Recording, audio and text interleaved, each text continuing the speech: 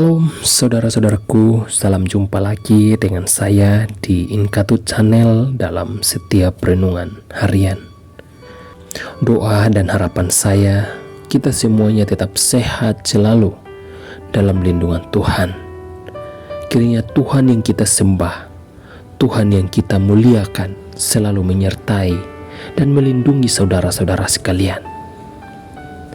Pada kesempatan hari ini, sebelum kita merenungkan firman Tuhan, saya mengajak saudara-saudara untuk kita berdoa. Mari kita berdoa. Bapa di surga, terima kasih atas penyertaan-Mu. Hingga hari ini kami boleh menikmati kehidupan yang Tuhan terus berikan kepada kami. Kami percaya segala kehidupan, nafas kehidupan kami, kesehatan yang Tuhan berikan kepada kami, biarlah kami gunakan hanya untuk memuji dan memuliakan nama-Mu ya Tuhan. Dan pada hari ini ya Tuhan, kami mau merenungkan firman-Mu. Biarlah firman yang kami renungkan ini, kami selalu diajarkan agar kehidupan kami semakin hari, kami semakin dekat kepada-Mu ya Tuhan. Di dalam nama Tuhan Yesus kami berdoa. Amin. Saudara-saudara, dalam Markus pasal 1 ayat 12 sampai ayat yang ke-13, pencobaan di padang gurun. Segera sesudah itu roh memimpin dia ke padang gurun. Di padang gurun itu ia tinggal 40 hari lamanya, dicobai oleh iblis. Ia berada di sana di antara binatang-binatang liar dan malaikat-malaikat melayani dia. Saudara-saudara, padang gurun adalah tempat yang sunyi dan tandus. Hampir tidak ada kehidupan di sana. Dan pada umumnya, orang-orang menjauhi padang gurun karena tempat itu penuh bahaya dan ancaman. Dan di tempat itulah Roh Allah memimpin Yesus masuk ke padang gurun. Dan Yesus harus masuk ke padang gurun karena ini adalah tempat yang dimana Allah sediakan baginya untuk mempersiapkan jalan keselamatan bagi umatnya. Seperti yang dinubuatkan atau seperti yang kita lihat dalam ayat yang ketiga sampai ayat yang keempat, yang mengatakan bahwa ada suara yang berseru-seru di padang gurun, persiapkanlah jalan untuk Tuhan, luruskanlah jalan baginya. Demikianlah Yohanes Pembaptis tampil di padang gurun dan menyerukan, bertobatlah dan berilah dirimu dibaptis, dan Allah akan mengampuni dosamu.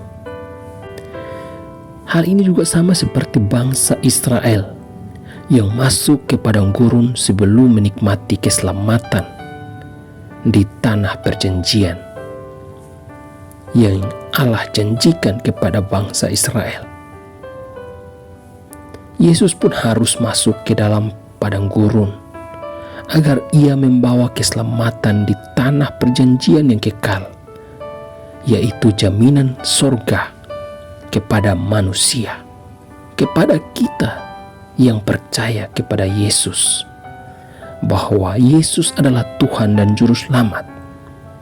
Maka padang gurun adalah tempat yang disediakan Allah untuk mempersiapkan jalan keselamatan bagi kita. Dan padang gurun ini juga adalah tempat yang dimana Yesus diuji. Selama 40 hari dia diuji dan berhasil. Yesus mengalahkan setiap pencobaan iblis itu. Dan setelah Yesus melewatinya, setiap pencobaan-pencobaan dari si iblis, maka para malaikat datang untuk melayani Yesus.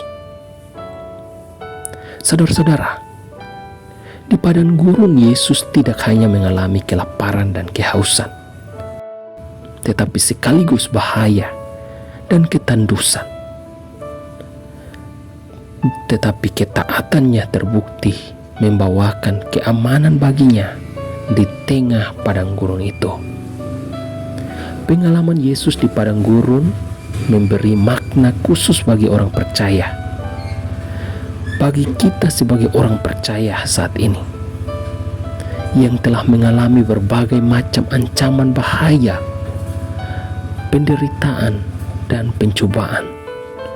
Namun kita yang di dunia yang sama seperti ini juga, Yesus pernah menjanjikan kemenangan bagi kita.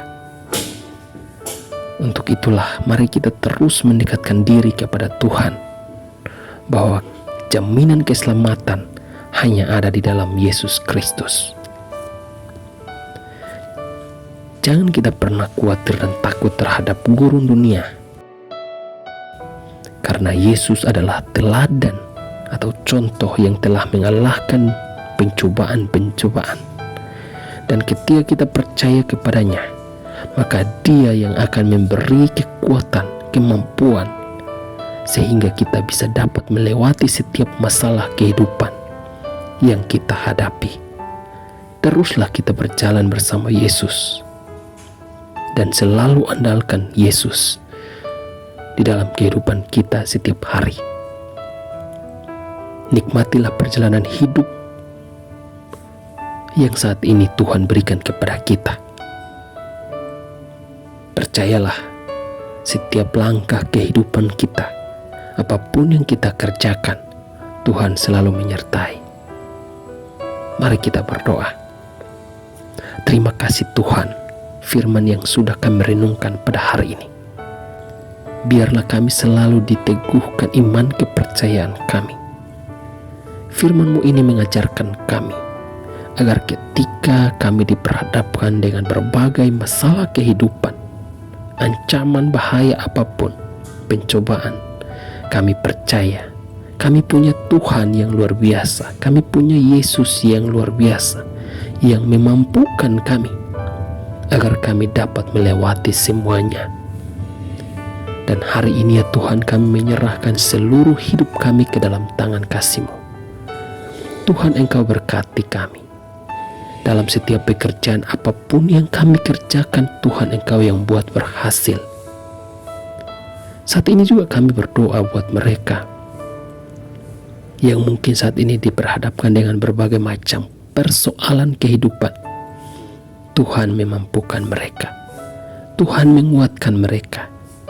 Di dalam nama Tuhan Yesus kami berdoa dan menyerahkan seluruh hidup kami ke dalam tangan kasih-Mu.